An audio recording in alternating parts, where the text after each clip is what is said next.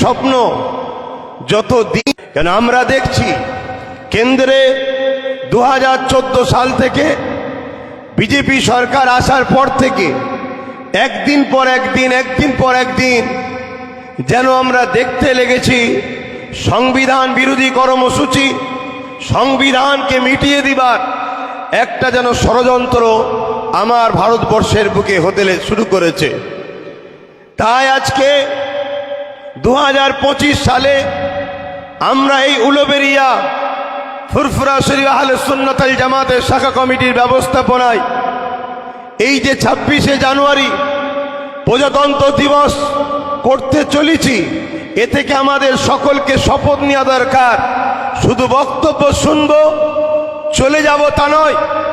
একদিকে যেমন আমাদেরকে আগামী দিন সংবিধানকে বাঁচাবার জন্য লড়াই করতে হবে,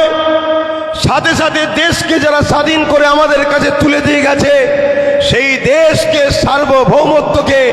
নিরাপদে রাখার জন্য আমাদেরকে অঙ্গীকারবদ্ধ হতে হবে। যদি আজ আমরা না জাগি, যদি আজ আমরা না বুঝি, যদি আজ আমরা না উঠে দাঁড়াই, যদি আজ আমরা না রুখে দাঁড়াই, তাহলে আগামী দিন এমন আসবে আবার সেই ব্রিটিশরা যেভাবে আমাদের ভারতীয়দের উপরে অত্যাচার চালিয়েছিল, ইস্ট ইন্ডিয়া কোম্পানির নামে যেভাবে আমার দেশকে দখল করেছিল, আজকের দিনেও দেখুন আদানি আম্বানির নামে আমার দেশকে যেভাবে কন্ট্রোল দখল করতে যাচ্ছে, আগামী দিন ইস্ট ইন্ডিয়া কোম্পানি যেভাবে আমাদের ভারতবাসীর উপরে জুলুম করেছিল, আগামী দিন কিন্তু আমাদের উপরে, আমাদের নিউ প্রজন্মের উপরে এভাবেই কিন্তু অত্যাচারে স্টিম রোলার চলতে আসছে।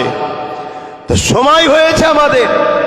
এখনই উঠে দাঁড়াতে হবে, আমাদেরকে রুখতে হবে,